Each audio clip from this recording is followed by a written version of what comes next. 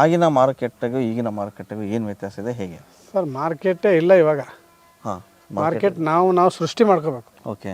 ನಾನು ಏನು ಸಿನಿಮಾ ಮಾಡ್ತೀನಿ, ನಾನು ಯಾವ ಲೈನಲ್ಲಿ ಮಾಡ್ತಾಯಿದ್ದೀನಿ, ಯಾವ ಜೂನರಲ್ಲಿ ಮಾಡ್ತಾಯಿದ್ದೀನಿ, ಯಾರಿಗೋಸ್ಕರ ಸಿನಿಮಾ ಮಾಡ್ತಾಯಿದ್ದೀನಿ. ಈಗ ಸಿನಿಮಾ ಯಾರಿಗೋಸ್ಕರ ಮಾಡಬೇಕು?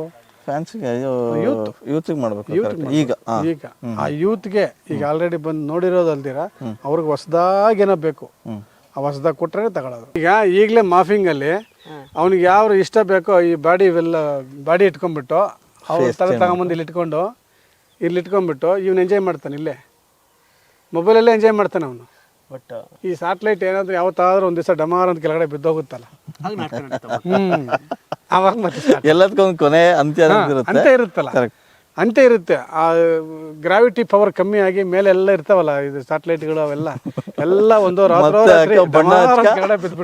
ಸ್ಟೇಜ್ ಮೇಲೆ ಬಿದ್ದಾಗ ನನ್ನ ಅಕೌಂಟಲ್ಲಿ ಪೇಪರ್ಗೆ ಮತ್ತೆ ಆ ಟಿವಿಗೆ ಇಲ್ಲ, ಮತ್ತೆ ಥಿಯೇಟರ್ಗೆ ಒಲಿ ಬರ್ತದೆ ಅಂತ ಕೇಳಿ. ನಮ್ಮ ದುಡ್ಡಿತ್ತಲ್ಲ, ಈಗ ಮುಂಚೆ ದುಡ್ಡು ಕಾಣಿಸ್ತಾ ಇತ್ತು, ಮನಿಗೆ ಬೆಲೆ ಇರ್ತಾ ಇತ್ತು. ಹೌದು, ಈಗ ಬೆಲೆ ಇಲ್ಲ.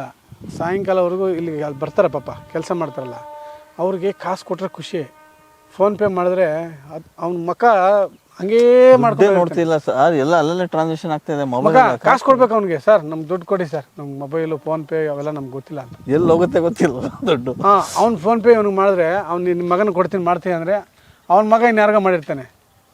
ಅವನು ಅಳೋದೊಂದು ಬಾಕಿ, ಸರ್ ನಾನು ಕಾಸು ಕೊಟ್ಟರೆ ಸರ್ ನೀವು ಫೋನ್ಪೇ ಮಾಡ್ತೀನಿ, ನಾನು ಬರಲ್ಲ ನಿಮ್ಮ ಕೆಲಸಕ್ಕೆ. ಕಾಸು ಕೊಟ್ಟರೆ, ಕೊಟ್ಟರೆ ನೋಟ್ ಇದ್ದರೆ ಅದಕ್ಕೆ ಬೆಲೆ ಇತ್ತು. ಈಗೆಲ್ಲ ಟಿಂಗ್ ಟಿಂಗ್